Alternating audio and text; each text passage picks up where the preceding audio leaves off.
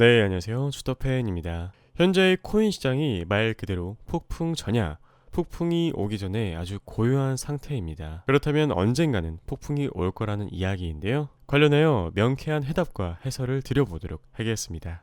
첫 번째로 왜 폭풍 전야를 앞두고 있다라고 표현을 드렸을까요? 자, 일단 지금 보고 계신 표, 깊게 해석하실 필요는 없고요. 바이낸스의 미체결 약정 표입니다.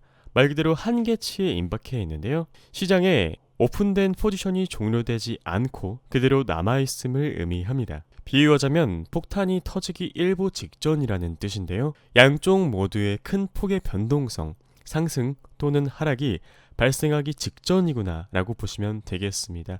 여기서 조금의 자본 압력이 가해지면 위아래로 아주 크게 흔들리겠죠. 9월 주요 이벤트, 9월 달에는 아주 굵직한 이벤트가 많습니다. 9월 13일에 일단 CPI, 소비자 물가 지수가 발표되고요. 연준에서 아주 중요하게 여기는 거죠. 9월 15일에는 이더리움 머지 이벤트가 있습니다. 9월 16일에는 코인을 투자하시는 분들이라면 주의 깊게 봐야 되는 마운트곡스의 보상 클레임 문제가 있고 9월 21일 0.5bp냐 0.75bp냐 FOMC 회의가 있습니다. 9월 22일에는 에이다 바실 하드포크가 예정되어 있고요. 날짜로 봤을 때 우리들의 추석이 9월 9일부터 9월 12일까지라고 치면 13일부터 22일까지는 아주 굵은 이벤트들이 곳곳에 있다고 보시면 되겠습니다. 그렇다는 것은 위아래로 변동성이 커질 확률이 높다라는 이야기이겠죠. 8월 미국 소비자 물가지수에 대해서 간단하게 좀 이야기를 드려볼게요. 먼저 잭슨홀 미팅을 통해 미국 연준의 강력한 금리 인상 기조를 우리들은 이미 확인을 했습니다. 9월 13일에 미국 8월 CPI 발표와 20에서 21일 FOMC 등 대응 이벤트들이 대기 중이고 오는 5일 미국 노동절 휴장과 국내 증시 추석 연휴 휴장까지 겹쳐 아무래도 투자자들의 관망 심리가 조금 커질 것이라고 판단됩니다. 시장에 큰 영향을 미치는 미국 8월 CPI 발표, 그리고 증권가에서는 기저효과로 인해 물가 상승률이 빠르게 낮아지지 못하는 환경이라고 보고 있는 상황입니다. 그래서 간단하게 결론을 드리자면요. 잠시 관망하자. 실질 금리 여전히 마이너스인 상태입니다, 여러분. FOMC에서 연준이 긴축을 완화하지는 않을 것이라고 판단됩니다. 하락 전환의 변곡점이 될지 일시적인 조정이 될지는 CPI 결과에 따라서 방향성이 엇갈릴 테니까요. 지켜본 다음에 대응하셔도 늦지 않습니다. 9월달부터는 굵직한 이벤트가 많기 때문에 작은 발표 하나에도 분위기가 다운될 가능성이 높기 때문이죠. 비트코인 차트, 이곳이 무너지면 도망쳐라. 자, 지금 보고 계시는 차트는 비트코인의 월봉 차트입니다. 역사적으로 큰 조정이 일어났을 때 고점 대비 얼마나 빠져야 반등이 일어났는가? A 구간부터 간단하게 보실게요. 2013년 12월, 여기 음봉 보이시죠? 12월부터 15년 1월달까지 하락이 이어졌었고 B 구간 같은 경우는 18년 1월부터 18년 12월까지 11개월 동안 하락이 이어졌습니다. 그리고 21년 11월부터 하락이 시작되어 여태까지 현재 진행형인데요. A 구간부터 살펴보는 시간을 가져볼게요. A 구간입니다. 여기 저점부터 해서 고점까지 무려 2년 동안 대세 상승을 이뤄냈습니다. 기간은 11년 11월부터 13년 11월까지였고요. 무려 총 515배나 상승을 하였네요. 1,000만 원을 투자했다면 51억이 넘는 돈이 되는 것이죠. 하락은 얼마나 일어났을까요? 13년 12월 여기부터 시작해서 15년 1월달까지 1년 1개월 동안 쭉 하락했고요. 고점 대비 마이너스 86.79% 빠진 겁니다. 하락폭이 그렇게 크지 않아 보이실 수도 있는데 정확히 여기 고점부터 여기 저점까지 마이너스 86.7%가 빠진 겁니다. 다음으로 B 구간입니다. B 구간 같은 경우는 15년 1월 여기부터 여기 고점까지 17년 12월 2년 11개월 동안 대세 상승을 하였고요. 총 128배나 상승하였습니다. 1,000만 원을 넣었으면 12억 8천만 원이 된 것이죠. 하락의 경우 18년 1월 여기 음봉부터 시작해서 18년 12월 달까지 11개월 동안 내리 하락하였습니다.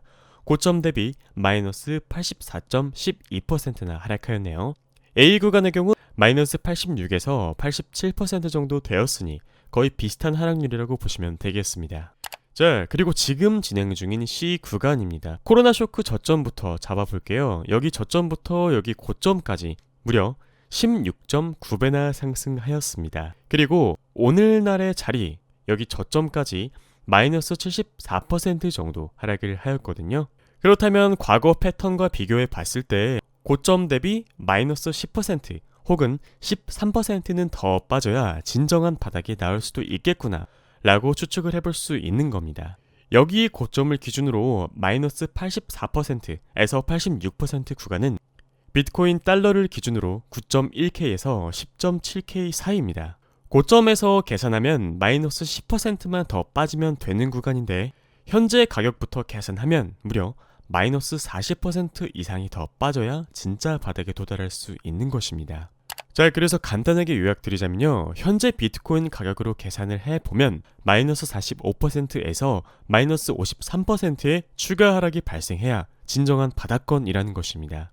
단순히 시의 고점부터 계산을 하자면 이미 마이너스 74% 정도가 빠진 상태이기 때문에 여기서 여기까지 빠져봤자 마이너스 10% 혹은 12%의 추가 하락일 뿐이지만 대부분 이 현재 자리부터 계산을 하기 때문에 마이너스 45%, 마이너스 53% 그 하락폭이 커 보이는 것입니다.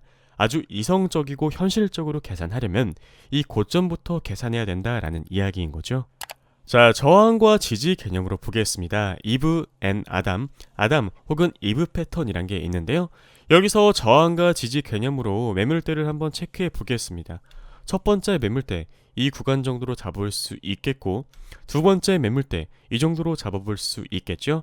제가 이 패턴을 왜 이야기 드리느냐, 바로 저항과 지지 관점으로 봤을 때 이 구간이 아담과 이브 패턴이라는 것이고, 이 구간을 덮어주는 매물대가 바로 이 구간 9.1K에서 10.7K라는 것입니다.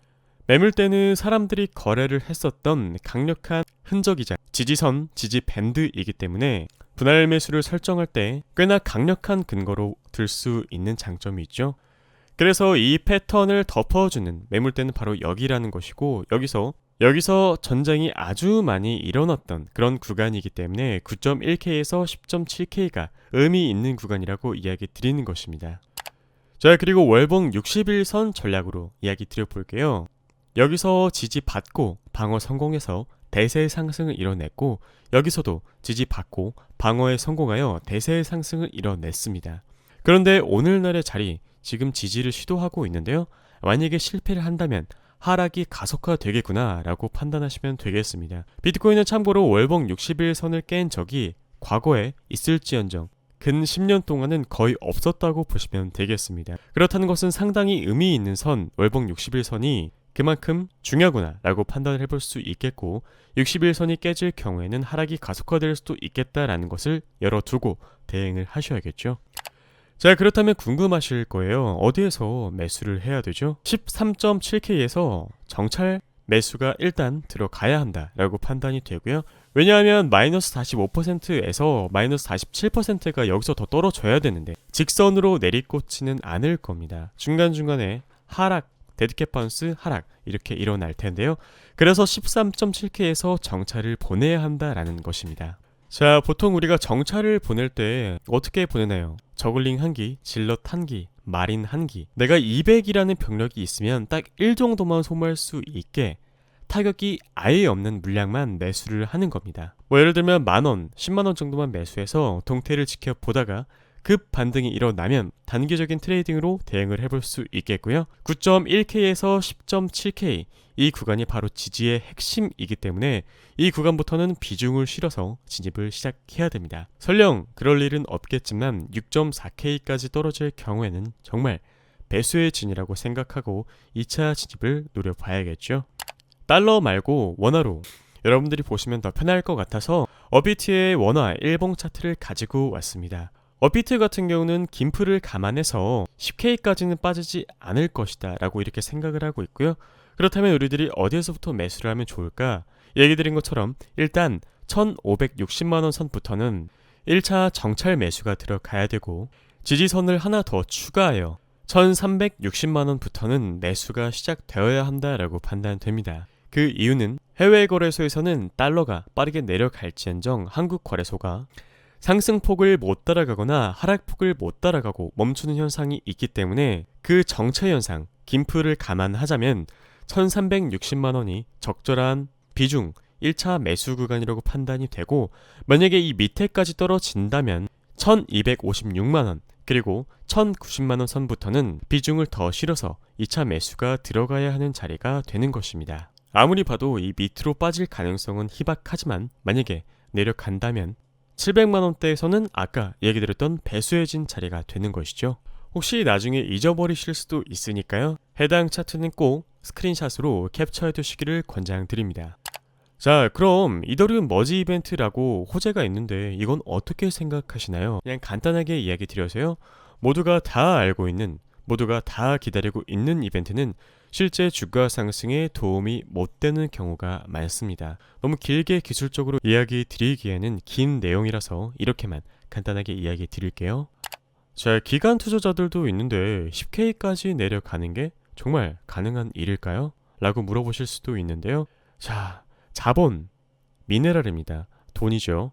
자본가들은 무한대의 돈입니다. 스태크래프트에 비유하자면 무한대에 가까운 돈을 가지고 생산과 제조 활동을 하는 반면, 우리 일반 투자들은 한정된 자본, 이 미네랄 한 7덩이만 가지고 활동을 하고 같은 시간에 있기 때문에 따라갈 수가 없습니다. 기관 투자자들이야 10K까지 떨어지면 미네랄 또 많이 있으니까 또 매수하면 되겠죠.